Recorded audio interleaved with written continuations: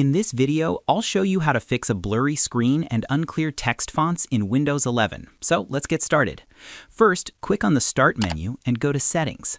On the Settings page, select System, then click on Display. Here, you'll see the Scale option. Click on it and set it to 100%, recommended. Next, check your screen resolution. Choose a higher resolution for better display quality. Make sure both of these settings are properly configured, and this may already fix the issue. Now, click on Search and type Advanced System Settings, then open it.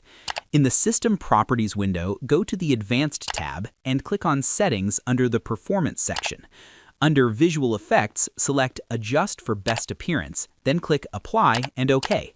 Next, go back to Search and type ClearType Text Tuner, then open it. In the ClearType window, turn on ClearType and click Next. Follow the on-screen steps and choose the text samples that look best to you. Keep clicking Next until you reach the final step, then click Finish.